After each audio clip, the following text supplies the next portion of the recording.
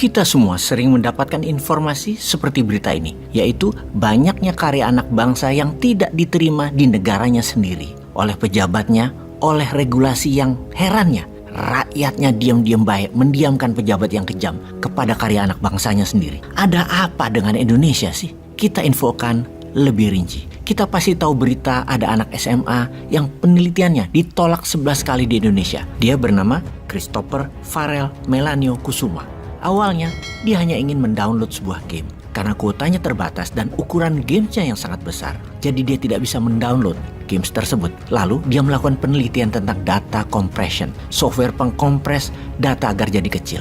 Akhirnya dia mendapatkan banyak insight dari penelitian tersebut. Dan karena dia tahu bahwa ternyata belum ada satupun orang Indonesia yang melakukannya, dia pun melanjutkan penelitiannya mengenai data compression tersebut. Dia percaya kalau ada alat yang bisa mengkompres data hingga kecil bahkan hingga nano informasi, maka alat itu pasti sangat berguna di masa depannya. Lalu hasil penelitiannya dibawa di banyak ajang kompetisi daerah maupun nasional, tetapi penelitiannya tidak ada yang menanggapi. Ditolak bahkan sampai 11 kali, tapi dia tidak menyerah. Hingga suatu hari dia melihat peluang di mana ada pengumuman di Google melalui media online tentang lomba penelitian, dan dia pun mengambil kesempatan mengajukan penelitiannya tersebut ke Google. Seminggu kemudian dia mendapatkan email dari Google kalau penelitiannya lolos dan mendapatkan sponsor dari Google, juga mendapatkan visa buat pergi ke kantor Google di Amerika untuk mempresentasikan algoritma temuannya tersebut. Tak disangka ternyata Google tertarik dengan penelitian anak tersebut, yang kemudian dia diajak kerjasama dengan Google dalam proyek selama satu semester 6 bulan dia di sana. Hasilnya compressing data tersebut, sudah bukan Indonesia ini yang punya kekayaan intelektualnya, ngapain dipikirin. Kita lanjutkan lagi nasib anak jenius lainnya dari Indonesia yang ditolak banyak universitas di Indonesia, yang namanya Audrey Yu, berasal dari Surabaya. Sebagai bocah ajaib, dia menyelesaikan SD-nya hanya dalam 5 tahun, menyelesaikan SMP-nya dalam 1 tahun, menyelesaikan SMA-nya hanya dalam 11 bulan. Pada usia 10 tahun dia mencatat nilai TOEFL dengan nilai 573 yang merupakan rekor termuda di Indonesia yang bisa mencapai nilai tersebut. Usia 11 tahun sudah bisa menghafal kamus bahasa Inggris setebal 650 halaman. Ketika usia 13 tahun tidak ada satu universitas di Indonesia yang mau menerima dirinya, yang akhirnya dia memilih ke Amerika karena menjadi rebutan banyak kampus ternama di Amerika.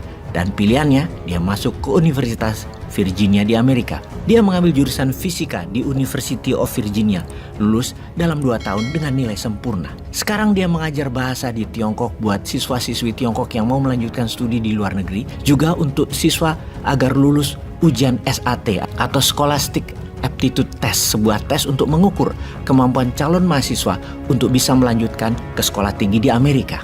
Oke, kita mundur sebentar ke pesawat N250-nya Pak Habibie yang jenius. Sebuah pesawat fly-by-wire, karyanya tersebut adalah sebuah mahakarya penerbangan dunia. Pak Habibie melihat bahwa dengan 17.000 pulau di Indonesia, untuk membuat kesetaraan, maka semuanya harus terkoneksi. Maka untuk menyambung pulau satu dengan yang lainnya, untuk transportasi dan distribusi, pesawat berbaling-baling dengan mesin turboprop yang hanya memerlukan landasan pendek, murah biayanya, irit adalah solusinya. Hanya dengan menyambungkan semua jalur, maka kesetaraan akan terjadi di Indonesia. Disambungkan menggunakan pesawat N250 dan serial pesawat karya anak bangsa lainnya. Namun, hingga saat ini, produksi massal tidak terjadi. Impian sudah 30 tahun lebih tidak pernah dimulai, diabaikan, tidak dilanjutkan, tidak dipermudah, tidak dibantu. Kita juga tahu nyali pejabat itu takut dengan hegemoni Barat dan hegemoni Tiongkok. Impian menguasai dirgantara Indonesia itu dipatahkan oleh IMF. Hingga saat ini tidak ada yang berani melawannya. Semua pasti sudah tahu kan, IMF salah satu yang membatasi gerak Indonesia untuk jadi raja udara di negeri sendiri. Pastinya sudah 4 presiden setelah Habibie juga tidak menganggap karya anak bangsa untuk produksi massal pesawat tersebut dan dijadikan flagship armada nasional. Tidak dilakukan. Masih mimpi dan masih jauh yang paham kekuatan nasional berbasis dirgantara sebagai alat angkut penyimbang transportasi laut, di mana transportasi laut digunakan sebagai pembawa kargo dan barang berat ke seluruh pelosok pulau Indonesia. Dan transportasi udara untuk angkutan manusia dan dokumen adalah yang tercepat. Kita bertanya lagi, ada apa dengan Indonesia atas kekuasaan kedirgantaraan? Kok tidak dilanjutkan oleh kita sekarang? Nunggu main. Oke, kita tengok ke Elon Musk, maka pasti kita mengingat atau menengok ke Ricky Elson, sang jenius listrik yang di tahun 2012 pemuda Indonesia ini sudah membangun mobil listrik jauh sebelum Elon Musk membangunnya di Amerika. Di mana kita tahu di awal Tesla dibangun, beda dengan mobil listriknya Ricky Elson dibangunnya. Di sini di Indonesia dipersulit, sedangkan di Amerika Tesla mendapatkan subsidi pajak yang besar. Bahkan ketika membangun pabrik baterainya dapat pinjaman lunak dari negara dengan jumlah hingga hampir $4 billion. Kita mobil listrik Ricky tidak lulus uji emisi. Lah bener ya, masa mobil listrik ada emisi gas buang yang membahayakan lingkungan? Bilang aja Indonesia nggak boleh maju, harus di bawah Amerika, harus manut di bawah Tiongkok dan seterusnya. Abadi nan jaya, sampai miskin Indonesia harus ikut mereka, sampai habis sumber daya alam, nggak boleh makmur, harus begini-begini saja, diam-diam baik, nggak usah macem-macem itu Indonesia. Bisa panjang barisan karya anak bangsa yang akan membuat Indonesia sesungguhnya bisa jadi global player dalam waktu dekat. Namun hal itu tidak akan jadi kenyataan kalau masih old man yang berkuasa, yang pro kekuasaan hegemoni, bukan pro kekuatan anak bangsa dan kekuatan sendiri.